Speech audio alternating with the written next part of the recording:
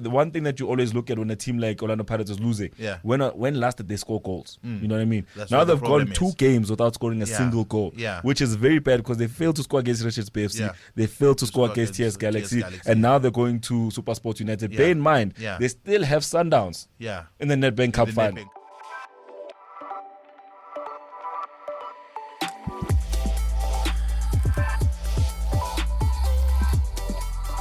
Rasmus Højlund, thunderous.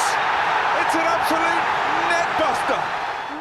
Hello and welcome to this episode of the Diski Preview Show. Ladies and gentlemen, my name is yours truly, Mr. E, and I'm coming to you from our Betfred studios in Sandton, Johannesburg. And I'm not alone. I've got the man, the big man. Ladies and gentlemen, let me present to you Mr. Mo, our resident Fundi.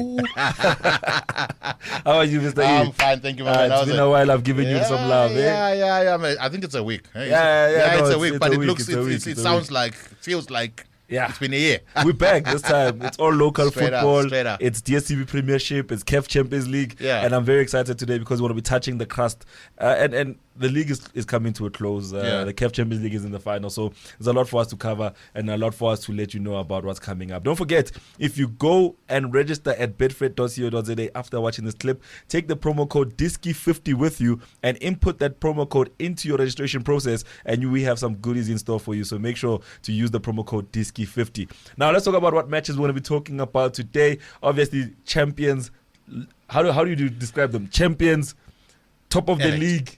Isn't just a game. Mamelodi Sundowns is called. Mamelodi Sundowns are going to be facing Cape Town City. And then we have Orlando Pirates who are in line to face SuperSport United. Then we also have Cape Town Spurs who are going to be facing Kaizer Chiefs. And then we have, last but not least, Ahly who are going to be facing Esperance Tunis in the CAF Champions League Final. So stay tuned. Yeah, if you have got any suggestions for the show, let us know in the comments section, and we'll be happy to take them to our executive producer. He's a kind man. He will be able to look into them. Stay tuned. When we come back, it's our first game. Mamelodi Sundowns going head-to-head with Cape Town City.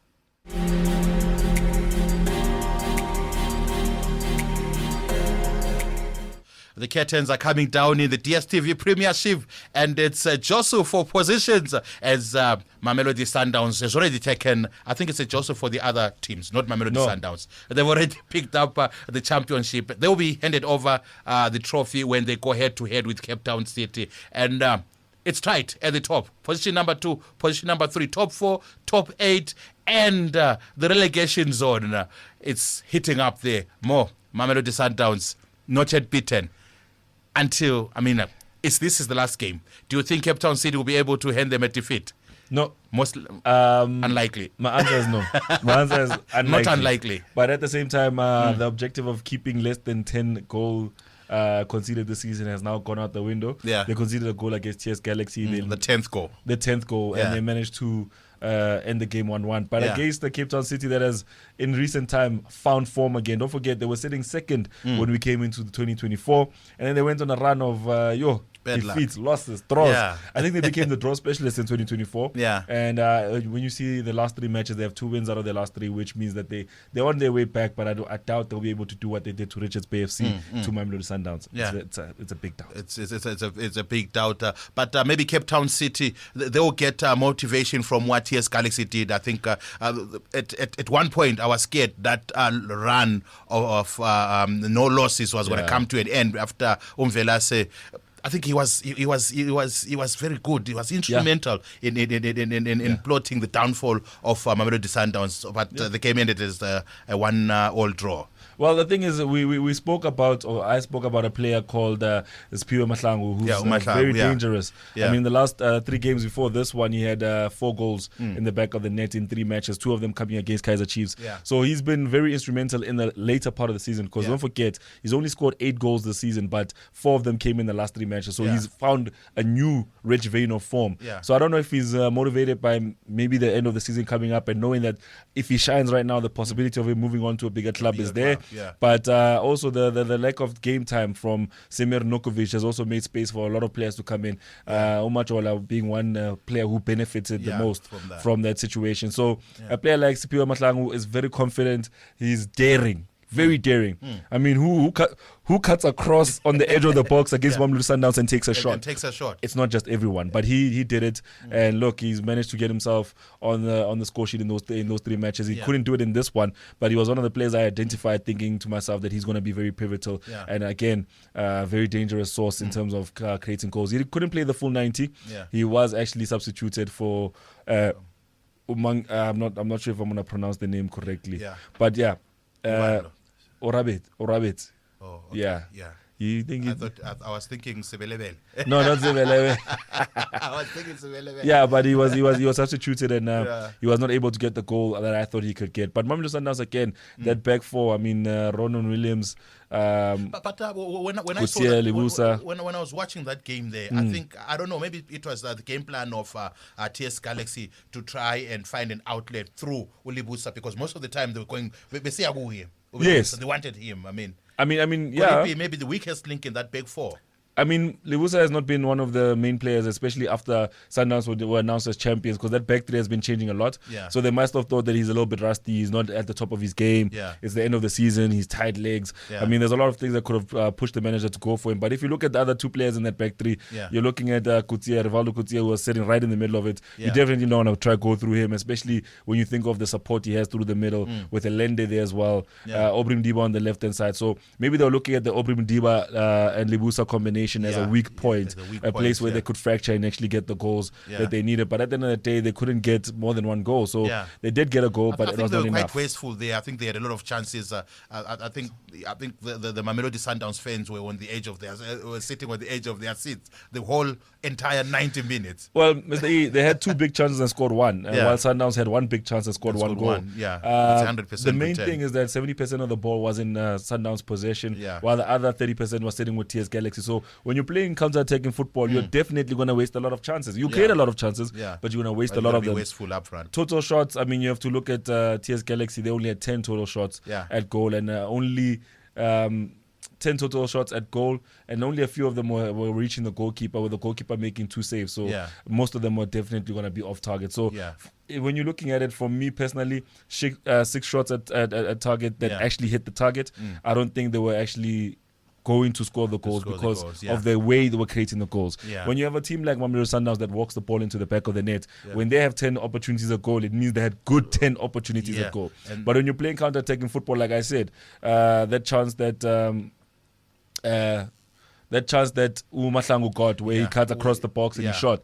The shot wasn't going to challenge the goalkeeper. It was a routine save from the goalkeeper. But that's not going to count as a stat when you're looking at the shots on target. So just because they had the opportunities doesn't necessarily mean that they were rich, good, and quality opportunities. It just means that they were creating them. Doesn't necessarily mean they were putting players in positions to finish them. Okay, and the game ended, I think, that was a sour ending, so to speak. And the rivalry between the TS Galaxy coach and Rulani continues. Do you think it's going to continue to the new season? Of course it has to. I mean, I think the coach sees himself at Rulani Mukwena's level. And I love to see that when a coach starts seeing himself against a team that's standing to be the Invincibles and saying that I can do this as well. It shows you that TS Galaxy are not just here to collect points, finish mid-table and go to the next season. They're a team that sees themselves in the shoes of Mamelodi Sundowns in the future. Because they're currently sitting at 4th position. Yes.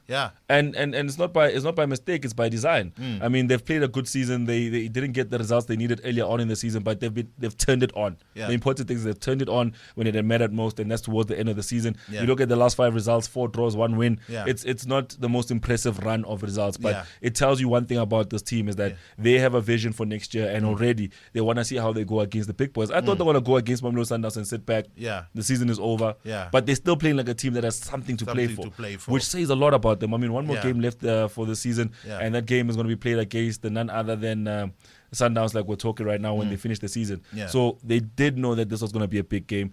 They knew that their next game would be very pivotal if they're going to secure top 4 finish. So Sundowns being in the way, it said a lot to them. Listen, we have to go all out. We have to try to win this one so that we don't go on the last day and have to gamble. Because for that top 4 position, how many teams are available? SuperSport United is sitting on 43 points.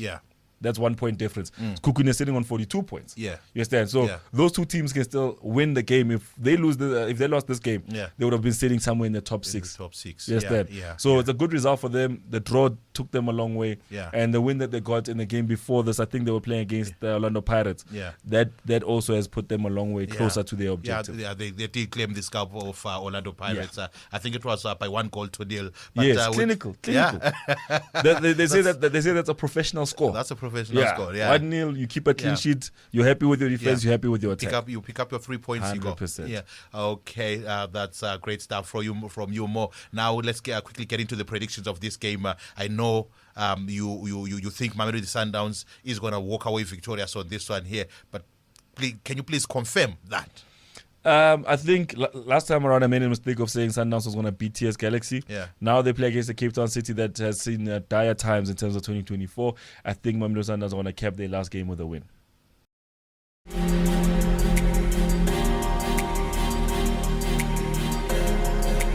Now let's quickly take a look at our second featured game. It's Orlando Pirates. Ezimnyama ngenkani. They'll be playing against SuperSport United. What are you laughing at? Pagajude. Guys, don't forget, if you take the promo code Diski50 to Betfred.co.za, you'll be able to get some goodies when you register. So if you want to register for a new account with Betfred, make sure, boom, Diski50. That's your promo code. Now let's quickly take a look at the action that's happening at Orlando Stadium.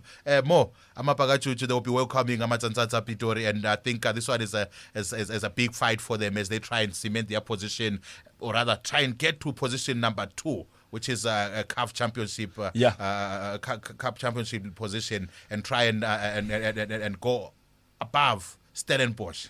You know, they've been trying to do that over the past few weeks. A wise man once said, in football, there is no therefore. Yeah. It happened 3 weeks ago. Mm-hmm. Sundowns, Stellenbosch kicks off first, they lose. Sundowns kicks off second, they lose. This past weekend, again, Stellenbosch loses. Sundowns loses. Orlando Pirates loses. So I don't know if they're just saying, I don't understand what the quarrel is, but SuperSport United. I think it's going to be a tough one as they face SuperSport United. Yeah. I mean, the cream has really risen to the top. Yeah. Cape Town City, team we just mentioned now, was sitting second at some point this after the halfway mark. You're looking at SuperSport United that was doing the same. Teams like Orlando Pirates and Stellenbosch were sitting in the top 6, and we thought that because of the run of the results, especially throughout the December period, they would never be able to recover. But we get to the end of the season and look, Stellenbosch, Orlando Pirates going head to head. I think Orlando Pirates at this point will be kicking themselves. The coach won't be proud because they had multiple opportunities to take advantage of the points dropped against by Stellenbosch. But now they've let it too late, and Stellenbosch at this moment already hold an upper hand because they lead by 1 point. And if they win their next game, which is going to be against the Richards Bay FC, who's sitting rock bottom of the table, and it's likely they might win that one. You understand? All they need to do is just to pick up the maximum points, the done and dusted. And then they're done and dusted. Yeah. And that's the thing. Like, you asking Richards Bay FC to do what they did to Orlando Pirates. Yeah. The question is, can they really do that against Stellenbosch? Because even Rangers was a problem when they faced when SuperSport United was facing. Not SuperSport United. Stellenbosch was facing Mamelodi Sundowns, and Rangers missed the penalty. It was saved. But at the end of the day, when you look at the situation here, it's not the same story. I mean, Richards Bay FC sitting in a position where even 3 points won't necessarily save them. If they get 3 points and Royal M just happens to lose, they might actually be able to save themselves from their situation. But at the end of the day, the goal difference is also dismal, so it's not going to allow them to actually climb out of that spot. So what I'm saying is, for Richards Bay, they have nothing really to play for. But for Stellenbosch, there's still something to play for, which is second spot. So the coach will have to motivate his players. You'll have to let them know, guys, the results from the past 2 weeks, non-acceptable. You can't accept that. Yeah, because you gotta pick up your salts. Mabasa, they've been firing blanks. Yes. Yeah. I know he's right at the top there and he's in the running to get that golden boot, but he could have capitalized just to cement his position as the top goal scorer in the DSTV Premiership. And that's the most important thing. I mean, you have a lot of narratives going on all at the same time for individual players and for the teams. For the teams as well. But at this moment in time, Stellenbosch, are a big threat to Orlando Pirates. Orlando Pirates at this moment, when you look at them, 2 losses in the last 5 games, and those are back-to-back losses. Doesn't really put them in a good light. And the one thing that you always look at when a team like Orlando Pirates is losing, when last did they score goals? You know what I mean? Now they've gone 2 games without scoring a single goal, which is very bad because they failed to score against Richards BFC. They failed to score against TS Galaxy, and now they're going to SuperSport United. Bear in mind, they still have Sundowns in the Nedbank Cup final. So do you think maybe the coach of Orlando Pirates is trying to, since he knows that he's not going to get the championship, maybe he's trying to save the last for the big game? I mean, is Arsenal in terms of the game plan? Well, that might be the case, but you look at the amount of space between these games, the 25th of May and the 1st of June. That's a whole week to prepare. A whole week. So right now he's really out of excuses. Either he performs or he doesn't. It's either he gets second spot or he doesn't. So here there's no excuse to say no. I was planning for his Sundowns. I was stressing about Sundowns. You have to deliver. You have to deliver. Your Orlando Pirates, Stellenbosch, as much as they've played a great season, they've left themselves vulnerable to results from Orlando Pirates. If Orlando Pirates go in right now, and Stellenbosch loses and Orlando Pirates loses again, they've done it to themselves. But if Pirates wins and Stellenbosch wins, then at least they tried. Most certainly. Exactly. So for me, if the Orlando Pirates have no excuse, they need to get the result. There's no other way. Okay, those are the insights of more on the game between Orlando Pirates, Esimnyama Ngenkani, and SuperSport United. Now we're going to quickly get into the predictions of this game. We want him to tell us more about how this game is going to pan out. Starting off with the goals. Do you think it's going to be a high-scoring game? Yeah, I think it's going to be a high-scoring game. I think when you look at the history between these two sides, the last time they met, it was a 3-1 result. The time before, there was a 1-0, a draw, and then a 2-0 to SuperSport United. So SuperSport United edged it the last time they met. So SuperSport won the game by 3-1. So SuperSport does know how to score goals against Orlando Pirates. It's not a joke. If Orlando Pirates is going to get this result, they need to get it on the back of winning the game outright, not on the back of getting 1 goal and winning it. So I think it's going to be a high scoring, maybe 3-2 or 2-1. That confirms the to Orlando Pirates. Okay, so it's Orlando Pirates win BTS. Yes, over goals over 2.5. Okay. For those who like to play bets on this game here, those are the predictions of Fumo. Stay tuned. When we come back, we will take a look at the game between Cape Town Spurs versus Amakosi Kaizer Chiefs.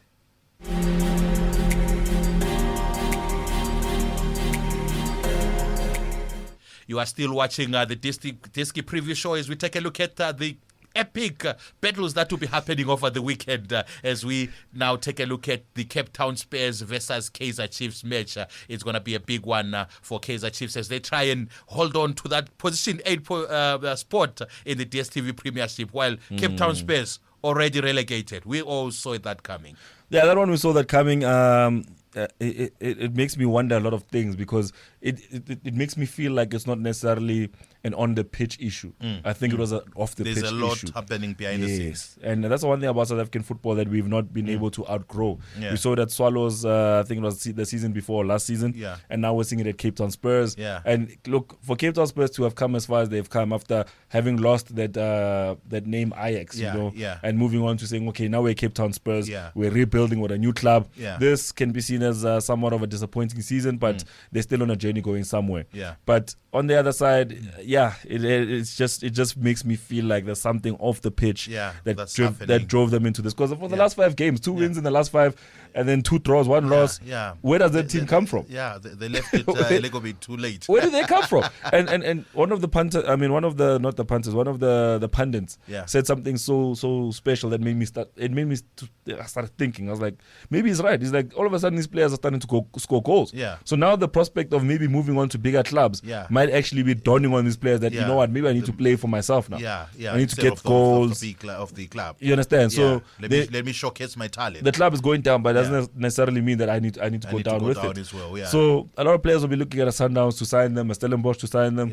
A lot of players will be looking Kaizer Chiefs exactly Cape Town City as well, because this team is in the Cape area. So they'll be thinking to themselves, if I don't want to migrate with my family, Cape Town City. So a lot of players will be looking at Kaizer Chiefs as well. They need players. So a lot of players will be looking at an opportunity to move away from Cape Town Spurs. Yeah. And I wouldn't be shocked if these players want to impress on the biggest stage possible. Yeah. And that's against Kaizer Chiefs. Kaizer Chiefs. So they know the whole world will be watching. Yeah. They know that the whole of South Africa will be watching. Yeah. So if they get a result against Kaizer Chiefs, if you're on that score sheet, chances are next season you're signed. You're probably wearing a tracksuit with your Kaizer Chiefs. Yeah, most certainly. And on the other hand, Kaizer Chiefs will want to pick up the maximum points there, because where they are sitting, I think there's like 3 or 4 teams that are chasing that spot, the top 8 spot that are below Kaizer Chiefs in the log more. I think the likes of Amazulu, I think Polokwane City is in there in the mix, and Golden Arrow. So it's a must-win game for Kaizer Chiefs. It's a must-win. I mean, they level on points with Amazulu, like you just mentioned, and also Polokwane City. But more importantly, they're 1 point ahead of Golden Arrows, and Chippa United just 2 points ahead of them. And when you look at those teams we've just mentioned, that's from 8th all the way down to 12th in the league.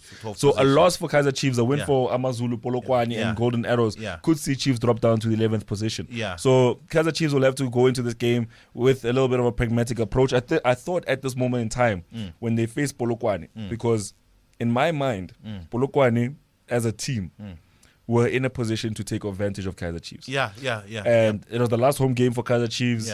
And we understand that Kaizer Chiefs players didn't want to disappoint the fans. It played out to a 0-0 draw, which for me also, I just want to say, it's not impressive. I don't understand how a team of this stature can go. I looked at the statistics there more. I think the better team on paper was actually Polokwane City. It was Polokwane City. But the bookmakers put Kaizer Chiefs as the favorite to win the game.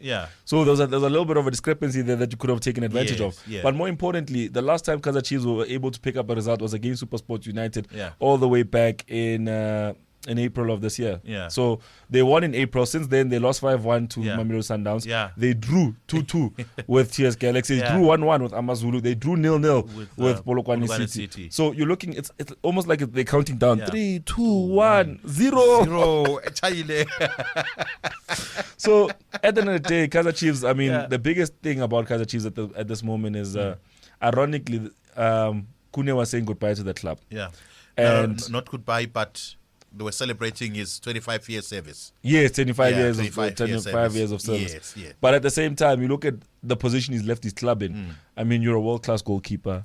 The fans haven't gotten enough of you. We've been told that no, Bruce Vuma is the second goalkeeper. The second goalkeeper. The whole season. I read an article from one of the pundits, as you said earlier on. He said the problem with Bruce Vuma is that he's played for a very long time for Kaizer Chiefs and has not improved. And he's still the same Bruce. He's not a first-team goalkeeper. 2 to 3 years back. He's not a first-choice goalkeeper. I'll say it. I love him. I love what he does. But with the defense that he has in front of him, with the players that he has around him, it's not the kind of setup that favors him. You know, there's goalkeepers like you look at the De Gea, you look at the Edison, you look at the Ellison.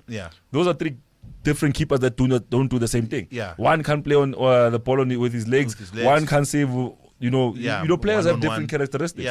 So you look at this team and they put Bruce Vuma in a position where he was a second string goalkeeper. They made him first choice. They didn't have the how can I say, they didn't give him the platform to be a first choice. They didn't say you are now promoted. You are now promoted. You are now one of our elite employees. They didn't do that. They just said, "Twana corner is space in Ghana." But at what point is he now the first choice goalkeeper? At one point, is he performing like a first choice Maybe simply goalkeeper? because of the mistakes that the other goalkeeper, what's his name, or Peter said he was making. Because remember, the first choice goalkeeper was Peterson, but there were numerous mistakes that he was making, prompting the coach to try and look to Bruce Vuma so that maybe you would get results. Yes, but you have Anito Melenkune in your ranks. Why was he not playing? Like you have. So this is the goalkeeping department for Kaizer Chiefs. They've got Itu Melenkune, they've got Bruce Vuma, they've got Peterson, they've got Karabo Molefe. So now you look at Peterson, who's wearing the jersey number 1. 29 years old. You understand? So he's a very experienced and seasoned goalkeeper. Played for Ajax Cape Town, played for Betfred, and is at Kaizer Chiefs right now. And he came on the free. And remember that he came on the free. So it shows you that there's something wrong with Kaizer Chiefs when it comes to their goalkeeping department. Maybe at some point we have to be honest. Maybe they don't want to hurt our feelings Kune. Because how do you have your second string goalkeepers both aged 29? That's number 1. Bruce Vuma has been a Kaizer Chiefs since development. You understand? And it doesn't seem to be getting better. So what are you saying? Like, why can't you go into the market and sign a goalkeeper? Yeah. Why can't you just go into the market there were and say... rumors some time back that they wanted to sign, is it Onyango? Yeah. Yeah, Onyango. But now... Sign someone. Yeah, but now the problem with Onyango is he's old. How long is he going to be in goals for? I mean, So- when he's at Kaizer Chiefs. So if we go into the logic that Kaizer Chiefs first choice Or they just goalkeeper wanted is to Itu. stabilize the goalkeeping department. If we say the first choice goalkeeper is Itu, Yeah. Itu's 36 now. Yeah. So if he plays until 40, like they were saying on TV the other day, Yeah. that means that he's still going to be the first choice goalkeeper, even when he's injured, even when Yeah. he's not available. Yeah. And whoever comes in will still be a second choice goalkeeper. Yeah. No, Ntwana, you are here, Mario, you Yeah, are not here. You are not here. Just in a space. It's just in a space. So I think at this point, I just want to be honest. Yeah. Itu Milenkun is a legacy player. Yeah. He's a legacy player because he's he's the only name left from the times when Kaizer Chiefs was successful. Yeah. And at this moment in time, yes, he does a lot for the dressing room. Yeah. But ask yourself, what does he do for the players on the? What does he do for the team on the pitch? Yeah. It's about time you just let him go, find his own feet elsewhere. Yeah. Because Or with do something else. with Kaizer Chiefs, they have a chronic disease where it was like what was happening with Manchester United. Yeah. In the late 2010s. Yeah. Where they have all these big names in their teams. Yeah. But none of them are contributing anything besides yeah. a positive energy. Yeah. No, that's more there for you. Now let's quickly get into the predictions of this match here. We want to know if Kaizer Chiefs will remain in the top 8 or... Okay, let me just leave it to you.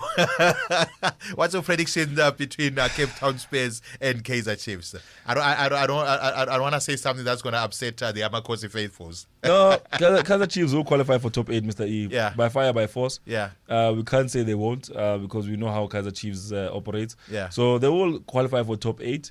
It won't be an easy top 8 qualification. They might lose the first half and get a goal in the second half and get another one and actually win the game. Yeah. But we all know how this is going to go down. Kaizer Chiefs will get top 8. Everyone will forget about this season. Yeah. Next season we'll say, no, but don't you think maybe Cape Town Spurs will want to bow out in fine fashion no more? They will want to, but Yeah. at the end of the day, let's be honest, they themselves have a chronic disease when it comes to conceding goals. Yeah. They've conceded 43 goals this season. So you can't tell a team like that they must go against the Kaizer Chiefs that scored 21 goals, 25 goals this season and stop them from doing that. But also, to be fair, Cape Town Spurs themselves have 21 goals scored this season. So I think Kaizer Chiefs will edge it. They will be in the top 8 next season. Yeah. And like I said, we'll forget about this season. That's how it goes with Kaizer Chiefs. Okay, those are the predictions of Mo. What do you think about his predictions so far? Mamelodi Sundowns, Orlando Pirates, and Kaizer Chiefs. Do you think he's spot on? Let us know in the comment section if you have got a different view from whatever he's saying. Stay tuned. When we come back, we go on to the Champions League Final, pitting Ahly and Esperance of Tunis.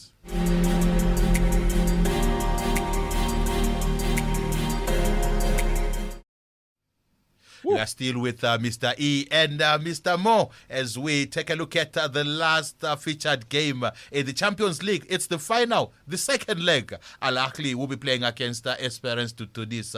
Mr. Mo, these teams, they come into this game after a draw in their last encounter. I think they were both firing blanks because I took a look at, was it Ahly? They only had one shot on target the entire game. I just want to say high five to myself. Yeah. You were spot on. Is that the high five? Yeah. The reason, there you go. Yeah. So I wrote a piece about this first leg of this match, and in that piece, when I was writing, I said that look, if you look at the CAF Champions League this season, there's been one characteristic that has been very evident in the knockout phases, and that's teams drawing the first leg 0-0, and then coming in the second leg to play the match and actually winning it. Yeah. We saw it happen on a few occasions. Both teams have been involved in legs that were like that, not in the same round, but one quarterfinal, one semifinals, same syndrome. Yeah. So it's one of those things where I was just like, you know what? Well, also when you look at the history between these two teams, the last time they played out at this level, the first leg was won by Ahly, the second leg was won by Esperance Tunis, and then Esperance Tunis went on to win the CAF Champions League final. So in all essence, I think the most important thing about this fixture is to remember that the first leg doesn't win you the fixture. The first leg sets the tempo for the second fixture. And what's powerful about that statement is that if you think about it, Esperance Tunis, they were playing at home. Last time they played in the final against Ahly, they were playing away in the first leg in Egypt. This time they played at home in the first leg in Tunisia. So you want to protect the result. You want to go away with a match that puts Ahly under pressure. But the problem is, when you look at the two teams, I think Al Ahly now have the advantage. Yeah. They go to the second leg. Playing at home. They go to the second leg without a deficit. Yeah. And whatever happens there, they'll be able to win it. But we've seen what Esperance can do once they go away from home. Yeah. They did against Mamelodi Sundowns where they showed up in Pretoria. Yeah. They scored that one goal. Yeah. Kaizer Chiefs fans lost their minds. Yeah. That's technology there for you. That's technology there for you. They score against Sundowns and the pain or the happiness goes straight to Naturena. To Soweto. To Soweto. So if you look at it, the first leg was very muted as I expected. I didn't expect both teams. Because the one thing I know is that they didn't want to lose the first leg. They didn't want to go into the second leg with a deficit. Yeah. So they wanted to manage this game and they did quite well. And protect their goal lines as much as possible. Rather we go into the second leg on a 0-0 than go into the second leg with a 3-1. With a 3-1, If you look at the possession stats, I mean, Esperance Tunis did dominate with 53% of the ball, while their opponent Al Ahly did have 47% of the ball. So when you put them like side to side, you can see that it was a very balanced match. It was a it was a highly contested game, so to speak. But on the other hand, Al Ahly having won the league title 43 times. Yes, in Egypt, and they find themselves with 11 Champions League stars. That's 11. I remember in one of our episodes we say 10. It's actually 11. They're looking for the 12th one. Exactly. Yeah, to make sure that they can give one to the 12th. Was it the disciples? There's the 12 disciples. One for everybody. One for each disciple. Yeah. So I think one thing that we must learn from the North African teams is that they are managed. I know Al Ahly has got a lot of finance, or rather very big financial muscle, but they've got effective management systems in their teams, and that's what Mamelodi Sundowns has managed to learn playing across the continent, that your management system has to be very, very effective, despite the fact that you've got a very, very big financial muscle. One thing that we always see from Al Ahly every season, without fail, Mr. E, without fail, is that whenever they go play the CAF Champions League campaigns, because don't forget, the CAF Champions League didn't always end in May. It always ended in December. And then whoever won that CAF Champions League was the last entry into the FIFA Club World Cup. Then they'll go play the FIFA Club World Cup, and then they'll come back and they'll play in the Egyptian Premier League. So at the end of the season, you'd have all the teams finished playing each other in the Egyptian Premier League. And then you'll have Al Ahly having to catch up 6, 7, 8, 9, 10 games. So when it comes to Egyptian football, Al Ahly has the muscle to prioritize continental competition over domestic competition. So many times, as an analyst of this league, you'd come back with the feedback to people watching that, no, man, Zamalek have this one in the bag. Zamalek are leading by 35 points. 35 points then at the top. Al Ahly finished CAF Champions League, they finished the FIFA Club World Cup, they come back in January, February, they beat everyone, top of the league again. They pick up the championship. That was one of the main points of contention from Zamalek. When people were still saying that Zamalek was fighting because Pito Musimane came to the club. Remember that saga when they were fighting? One of the main things that they were fighting about was also the fact that when Al Ahly goes to Africa, they're able to spend the whole 2-3 months focusing on this competition, on the competition, especially the knockout phases. So you'll find that back home, I mean, if you look right now, they had a game postponed against Samoa. They've got a game postponed against ZFC. They've got a game postponed against Al Mukolwal, Koloon. And there's a lot of games they've had postponed to be able to participate. As far as even Future, the game against Future, that was way back all the way in April. Postponed. El Masri, postponed. This is just going back in the calendar. You're seeing postponed. The Football Association does allow that, because I've seen with Mamelodi Sundowns, if they've ever had a game postponed, it would have been 1 or 2. But you're talking about a team that goes and plays in Africa. And by the time they come back, they have 6 games postponed. They have 6 games in hand. I mean, at this moment in time, last thing I just want to mention before we talk actual numbers with this team. Right now, if you look at the table, Al Ahly are sitting 7th in the Egyptian Premier League. Pyramids are sitting 1st. They have 50 points on the board. That's 33 points, Al Ahly 50 points, Pyramids. Do you know how many games Pyramids has played? 21 games. Al Ahly has only played 15 games. For them to be with, This is in a league that has 18 teams. So at the end of the day, 21 games, 18 teams. You know, we're close to that 39. You know, the amount. We're close to almost the end of the season. So at the end of the day, Al Ahly will always enjoy the luxury of having to go play Africa. And I think it's better now because while the Egyptian Premier League runs from Jan to December and the CAF Champions League runs from June to June, they'll be able to then take advantage of that because every second half of the season, which is the first half of their season at home, they'll have a lot of games postponed, but they can play those later. And then as we approach the December period, they'll be playing 3-4 games in a week that were all Egyptian Premier League games. And you're looking at a team like Pyramids. How as a chairman, how as a coach, do you say to your team that you guys are doing well when you know that Al Ahly is going to come back, beat everyone, and still lead and pick up and win the league title? And it happened in South Africa as well with Mamelodi Sundowns, where they were leading, where they had 4 or 5 games in hand. And was it Kaizer Chiefs that was at the top? Exactly. Are you referring to that season? We're talking about that season, but also this season as well. It happened again where they had 4 or 5 games in hand. Orlando Pirates sitting top of the league, and then next thing they came, they played all their games, they won them, and then they took over. So one of the things that I will say is that it's unfair for the teams in Egypt. You understand? And also at the same time, you can say it's unfair for the teams playing in the CAF Champions League. Because for teams like Esperance Tunis, for teams like TP Mazembe, their league is structured in 2 phases. They play the pool, and they play the championship pool, and then they win the league. So when they play the pool, they play against, these are the weakest teams. Then the top 8 teams, they rise to the next level of the pool. The next thing you know, you have to play difficult games week in, week out. So you're playing difficult games at home, you're playing difficult games in the CAF Champions League. How are you supposed to balance that out? When Al Ahly has all the time in the world to prepare, go play what they have to play, win it, and come back. And it's almost as if, imagine if someone said to you, no, finish the league, and then when you're done, you'll come finish the Champions League, and then when you're done, you'll come finish the FIFA Club World Cup, and then when you're done, you understand? While all these other teams have to mix it, you know what I mean? And that's one thing I just have to say that it's an advantage for Al Ahly coming into the CAF Champions League. Okay, now let's quickly get the predictions for that game there. I know it's going to be a difficult one because Esperance, the Tunis. Did I say it right this time around?